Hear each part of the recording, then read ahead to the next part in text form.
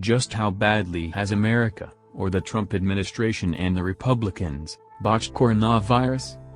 You know things are bad. But only some global context reveals just how staggeringly bad they really are. America had 41,000 new coronavirus cases yesterday. That's an all-time high. As in, since the beginning of the pandemic, in March. America hasn't flattened the curve, it's still marching relentlessly upwards. How much is 41,000 new cases, just yesterday? Here's what it means in global terms. India had 15,000 cases. Europe had 16,000, and that includes Russia. China had just 13. America has more new coronavirus cases than Europe, India, and China, combined. Dumbfounded? By the way, if you doubt China's numbers, go ahead and add a zero. Go ahead and add 2 zeros. Doesn't really change a thing. Let's continue with context. What does that really mean? Europe's population is 740 million. India's population is 1.35 billion. China's population is 1.4 billion. Together, that's roughly about half the planet. America's population is 330 million. America had more coronavirus cases than half the planet. In just one day. That's a glimpse of how badly America's botched coronavirus. Now you begin to see the epic scale of the failure. America has more cases than half the world? Than Europe, China, and India, combined? What the? The numbers are both staggering and surreal. So staggering and surreal, that I don't think Americans have fully processed them yet. I don't blame them. This is a catastrophe moving faster than the human mind's capacity to really comprehend it. So let me continue with some global context. There are about 9.6 million reported corona cases worldwide. America alone has 2.5 million. That's 26% of global cases. America makes up just 4% of the world's population, but it has 26% of the globe's coronavirus caseload. Let me put that another way. Yesterday, there were about 167,000 corona cases reported worldwide. America had 41,000. That's about 25%. America had 25% of the world's coronavirus cases today, and that number's rising, and yet it has less than 5% of the world's population. Are you seeing what a colossal failure this is? It isn't just one of the greatest public health failures in modern history, it's one of the greatest failures, period. So how will all this evolve? Consider the varying shapes of the globe's corona curves. Europe, aside from foolish Britain and poor old Sweden, genuinely flattened the curve, meaning the daily incidence dropped right back down to minimal levels. How did that come to be? By now, you know the story: lockdowns, testing and tracing, a society willing to cooperate, swift, decisive leadership. In America, none of that happened. First, as the now infamous story goes, the one history will recount, horrified. First, Trump denied, then he minimized, then he told people to drink bleach, then he cut funding for the WHO, and right now, he's trying to rip apart what little health insurance Americans have, while dismantling coronavirus testing centers. What the? Trump seems almost gleeful that a lethal pandemic is raging through America. What else did you expect, though, from the kind of man who puts kids in cages? But I digress.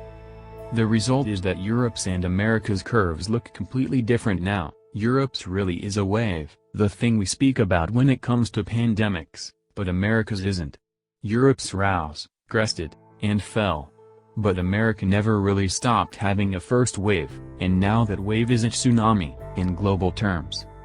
America's coronavirus pandemic isn't like the rest of the world, it's a massive tidal wave, towering over the rest of the world, looming 50 stories tall, its shadow stretching back all the way inland, comparatively, one which has yet to crest and fall at all. How did that come to be? And what happens next?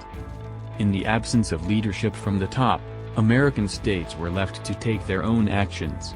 And because red states are run by figures every bit as ignorant, foolish, and childish as Trump, they didn't fight the virus, they fought against fighting the virus. Texas's governor made it illegal to make people wear masks. Not to make people not wear them. I know, that puts your mind in knots. It's not my fault, it's because the logic is twisted upon itself like a pretzel of idiocy. Arizona's governor followed. Across America, red states reopened, cheering, before a damn thing had really been done to contain the virus. While most of the world looked on, wondering, what the? Do these morons have a death wish? Remember just a week or two ago when, in red state after red state, people celebrated this summer by getting half-naked in pools full of complete strangers. In the middle of a deadly global pandemic? What the world, it turned out, was right. What happened next was as predictable as it was tragic as it was idiotic. The virus surged to all-time highs. Where will it go next? Well, consider these three ugly facts. 1. There's still no national strategy, plan, or agenda. 2. Americans, especially leaders, like governors and so forth, still don't really know what global best practices are. Do you think the governor of Texas knows how New Zealand defeated the virus? Do you really think he cares? 3. Americans are still resisting lockdown, politically, culturally, and socially. No, maybe not you. But the American idiot. The red stater who'll get naked in a pool during a pandemic, and then go home and vote for the kind of greater idiot who makes it illegal to wear a mask. These three facts alone say that the virus in America is just going to continue climbing and climbing. Red states, now, are putting some half measures into effect. But they are half measures, too little, too late, and barely enforceable at this point, anyways, when the point has been made. That point is this: freedom is what matters most in America. So Americans have their freedom now, but they are also among the people in the world most likely to catch the virus and die. All this lines up neatly, and unfortunately, with the predictions of people like me, who've been saying that America needed to do far more, far faster, to contain the virus. Not just for the sake of public health. As the pandemic continues, the effects will be disastrous. The economy will not be able to reopen, really reopen, as it is, hesitantly, cautiously, across Europe. Instead, Americans will face a kind of dystopian choice: you venture out to get your daily goods, at the risk of your life. Maybe you're forced back to work, it's your life, or your livelihood. They will shoulder the burden of the risk of a virus their failed institutions have not allowed them to contain or manage. All of that will plunge the economy into a depression. That much is already beginning, the 14th week now of more than 1 million people claiming unemployment. As the economy goes into depression, something even more bizarre will begin to happen.